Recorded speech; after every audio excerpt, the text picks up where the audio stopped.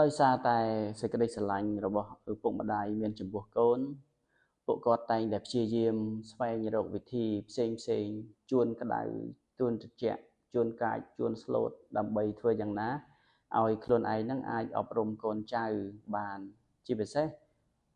នៅក្នុងករណីដែលកូនចៅមានលក្ខណៈចចេះរឹងរូសដើម្បីដោះស្រាយបញ្ហាចចេះរឹងរូសនេះឪពុកម្ដាយពេលខ្លះគាត់ប្រើប្រាស់វិធីសាស្ត្រផ្ដល់រង្វាន់វិធីសាស្ត្រផ្ដល់ការលើកទឹកចិត្តឬក៏ការសន្យាផ្សេងធ្វើយ៉ាងណាឲ្យតែកូនខិតខំធ្វើទៅតាមការណែនាំបដៅទូមានរបស់ឪពុកម្ដាយឧទាហរណ៍បើសិនបើឪពុកម្ដាយថាចង់ឲ្យកូនរៀនឪពុកម្ដាយជួនកាលលើកទឹកចិត្តកូនសន្យាកូនថាកូនខំរៀនទៅចាំម៉ាក់នាំកូនដើរលេងចាំម៉ាក់ទិញនេះឲ្យចាំម៉ាក់ទិញនោះឲ្យការដែលធ្វើដូច្នេះគឺធ្វើឲ្យការទៀមទារបស់កូននឹងជួនកាលកាន់តែទៀមទាច្រើនឡើងនៅពេលខ្លះការទៀមទាកាលពីដំបូងទៀមទាគ្រាន់តែថាឥឡូវកូនរៀនតែកូនចង់ញ៉ាំនំនេះញ៉ាំទឹកក្រូចញ៉ាំសូកូឡាក៏ប៉ុន្តែដល់យូរទៅកូនទៀមទាចង់បានរបស់លេងតុក្កតារបស់ថ្លៃហើយថ្ងៃខ្លះទៅចង់កាន់តែចាប់ផ្ដើមចង់ទៀមទារបស់កាន់តែថ្លៃរបស់ brand ទូរស័ព្ទកង់ម៉ូតូហើយកូនគេអ្នកណាមានហើយអាយុច្រើនជួនកាលទាដល់ឡានទៀតឲ្យតែបានថាចង់ឲ្យកូនធ្វើទៅតាមចិត្តរបស់ឪពុកម្ដាយគឺឪពុកម្ដាយជួនកាលចេះតែឲ្យតាមកូនអាហ្នឹងបើសិនជាគេអ្នកមានលទ្ធភាពក៏ប៉ុន្តែនៅក្នុងនៃពុទ្ធសាសនាពុទ្ធបានណែនាំអំពីគេហៅថារាគៈ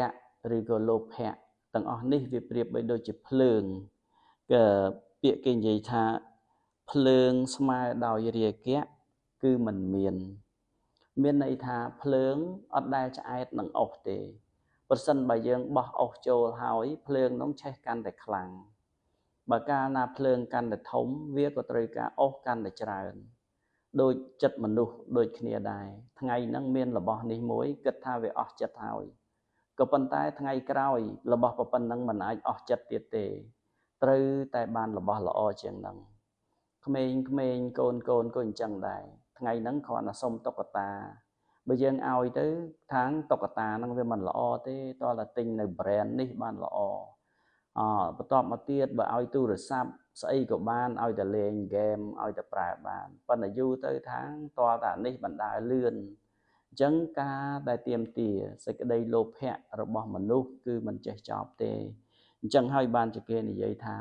ភ្លើងដែលស្មើនឹងរាគៈមិនមានបាទហើយ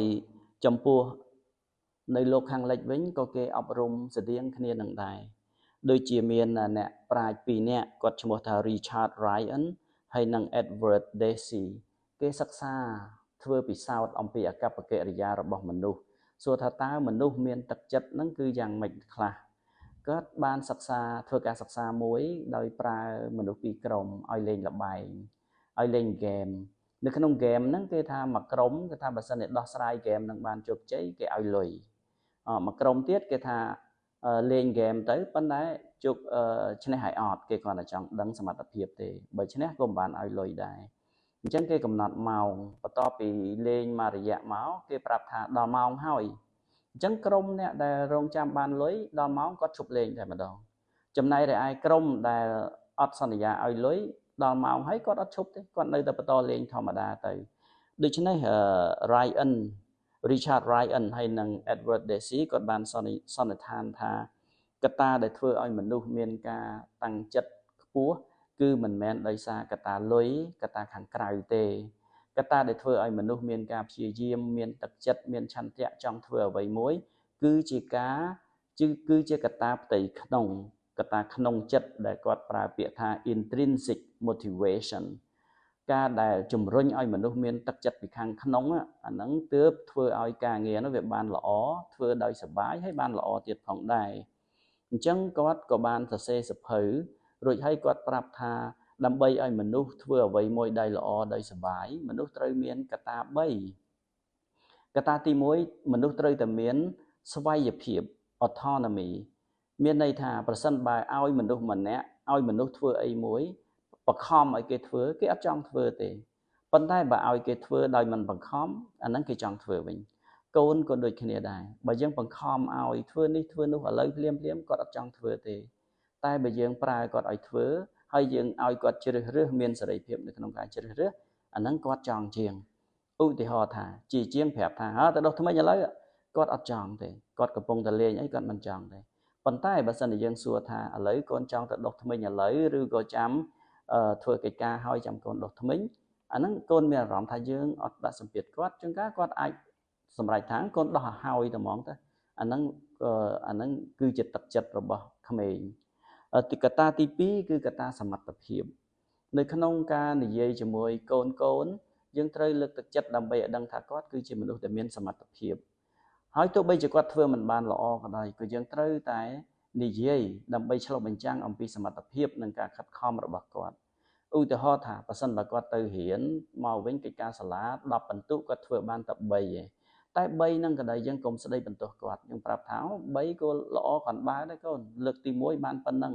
ហើយអាហ្នឹងកូនឯងប៉ាម៉ាក់មើលទៅឃើញតែកូនឯងព្យាយាមច្រើនណាស់បានលទ្ធផលប៉ុណ្ណឹងព្រោះអ្នកខ្លះមិនបាន3ផងអាធ្វើលើកទី1អញ្ចឹងអាហ្នឹងគឺជាកត្តាដែលបង្ហាញអំពីការជឿជាក់ទៅលើសមត្ថភាពរបស់គាត់កត្តាទី3គឺនិយាយអំពីភាពពាក់ព័ន្ធទៅនឹងគាត់បើសិនបើយើងចង់និយាយជាមួយកូនប្រាប់ឲ្យកូនធ្វើអីមួយត្រូវតែប្រាប់ថាអាហ្នឹងវាពាក់ព័ន្ធនឹងគាត់មិនមែនពាក់ព័ន្ធនឹងធ្វើដើម្បីប៉ាម៉ាក់ទេឧទាហរណ៍ថាយប់ឡើងយើងចង់ឲ្យកូនគេងឈប់លេងទូរស័ព្ទយើងប្រាប់គាត់ថាកូនបើសិនជាកូនលេងឆាប់បានចូលគេងហ្នឹងកូននឹងគេងបានយូរហើយពេលព្រឹកឡើងកូននឹងស្រស់ស្រាយហើយកូននឹងមានសុខភាពល្អអាហ្នឹងគឺបង្ហាញអំពីភាពពាក់ព័ន្ធទៅនឹងគាត់ការដែលផ្ដល់នៃកត្តាទាំង3នេះគឺជាកត្តាដែលផ្ដល់នៃការលើកទឹកចិត្តពីខាងក្នុងជាងប្រើមធ្យោបាយខាងក្រៅដូចជាលុយការសន្យាឲ្យនំឲ្យនេះឲ្យនោះហ្នឹងវាអត់សូវមានប្រសិទ្ធភាពទេបាទដូច្នេះខ្ញុំសូមលើកទឹកចិត្តថានៅពេលដែលបានស្ដាប់វីដេអូនេះហើយសូមបងប្អូនសាកល្បងនៅពេលដែលបដៅកូនឬក៏ឲ្យកូនធ្វើអ្វីនៅលើកបន្ទាប់សូមកុំប្រើវិធីសាស្ត្រសន្យាវិធីសាស្ត្រឲ្យរង្វាន់ការដែលធ្វើដូច្នោះមានន័យថាកូនត្រូវពឹងពាក់ទៅលើកត្តាខាងក្រៅកូនមិនបានពឹងផ្អែកទៅលើការយល់ឃើញនៅខាងក្នុងរបស់គាត់ទេអញ្ចឹងបើគាត់ធ្វើតាមយើងក៏ដោយគឺធ្វើមិនបានមាននិរន្តរភាពយូរអង្វែងទេបាទហើយក្នុងករណីដែលកូនមិនព្រមធ្វើទៅតាមការណែនាំទូន្មានរបស់លោកអ្នកអាចសួរខ្លួនឯងសួរថាថៃបានជាកូនខ្ញុំមិនព្រមធ្វើតាមការណែនាំអញ្ចឹងអាចនឹងឆ្លើយដោយខ្លួនឯងថាតើខ្ញុំបិទស្វ័យភាពកូនឬក៏ខ្ញុំមិនបានផ្ដល់តម្លៃខាងសមត្ថភាពកូនឬក៏ថាអ្វីដែលកូនប្រកែកហ្នឹងដោយសារតែមិនពាក់ព័ន្ធនឹងគាត់បាទសូមអរគុណ